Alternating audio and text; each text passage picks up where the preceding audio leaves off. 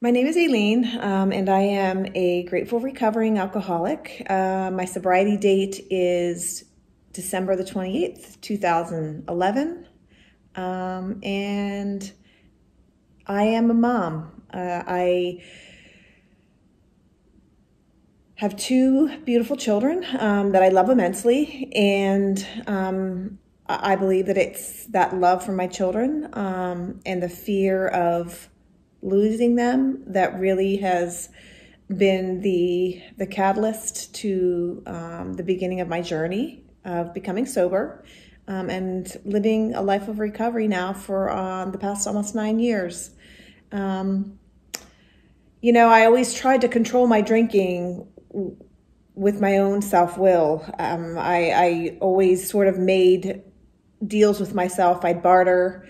I'd say, oh, well, just, this one time and then I won't drink tomorrow. And I could stay sober for a couple of days and then I'd always go back to it. I made promises to my husband and my children were young at the time and didn't understand. My son would always say to my husband, oh, mommy's acting crazy again. It was really, it broke my heart. And it was just something that I knew that my relationship with alcohol was taking over that relationship with my family and my children. And it was something that I was keenly aware of. I just couldn't stop. I knew that there was one thing for sure, and that was whenever I would pick up a drink, that one drink led me to many, many more. And at that point, that one drink led me to not being able to make a choice anymore. There was never a choice. I picked up one, and then the capability of making a choice left, and I was not able to control it. Like I said, I made promises to myself, to my husband, to my children, that I would stop or that I would control it. And I was fooling myself, thinking that I could have done it myself. It spiraled into daily drinking in the morning and at night. I drove with my children. And I really was given ultimatums that really didn't work either. I was told that my husband was going to leave me. I was going to lose my children. But my relationship with the alcohol kind of took over the strength of any of those other things. And I really drove myself into a state of hopelessness and despair. And I just was out of control, and I couldn't stop. And I really wanted to. I wanted to stop so badly. And I was in and out of 3 rehabs. Each time I came out, I relapsed almost right away. And I really was searching for that missing key element that was going to help me overcome this hold that alcohol had on me. And I really wanted so badly to stop. And the thought of losing my children and my family was just overtaking my life. And the more I thought about it and the more hopelessness and despair I got into, the more I drank. Until finally, by the grace of God, I got down on my knees and I was knocking at death's door, I think. And I asked God to please help me understand or to help me, find my way through this and get sober.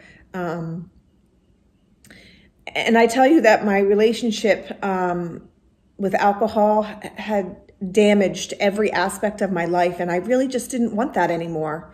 And I think that at that point, when you become brutally and openly honest with yourself first, I mean, it's honesty with other people in your life is important, but the key thing is becoming honest with yourself.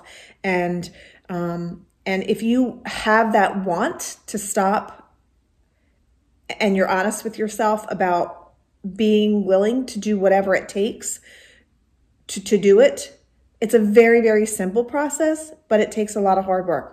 Simple but hard, if that makes sense. So I truly got honest with myself, and I realized that if I wasn't willing and open-minded to what it was going to take for me to get sober and to do it one day at a time, that it wasn't going to work. And by the grace of God, I came across a counselor who suggested to me to take certain steps and to make 3 very important key ingredients part of my daily recovery. And to this day, almost 9 years later, I do follow those 3 key ingredients, and that is honesty, open-mindedness, and willingness to do whatever it takes on a daily basis to stay sober. My love for my children has been the most important driving force to staying sober, because I never let the memory and the thought of the damages that it did to them as small children. It's never far from my mind. I every day I realize, the things that alcohol did to my life. And like I said, I never let that get too far from right in front of me, so that I don't lose sight of, if I do pick up another drink, what damage it can, and actually not can do, it will do, because I know that if I pick up that drink, my life will go into a tailspin again. I use the word recovering and not recovered because, like I said, it's a daily process. I get on my hands and knees in the morning and at night, and I pray to God to give me the grace and the guidance just for that day, to get through the day and to lead me through a day of sobriety.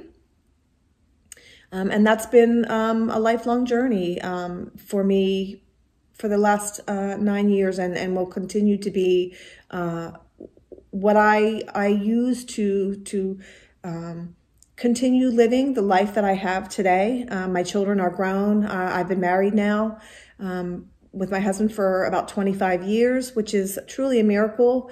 It's by the grace of God that my marriage stayed together.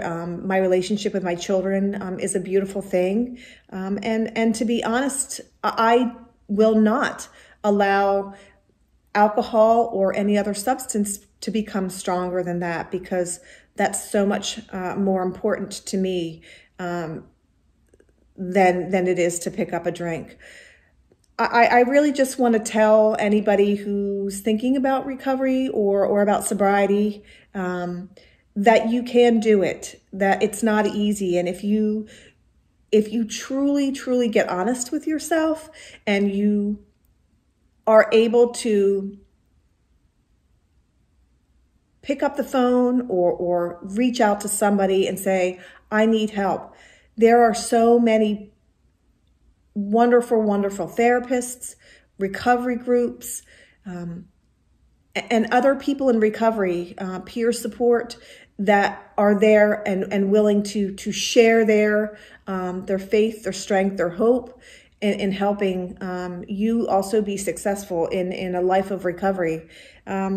Life is so full and wonderful and happy for me. I don't need substances. I don't need alcohol to help me be happy and fulfilled.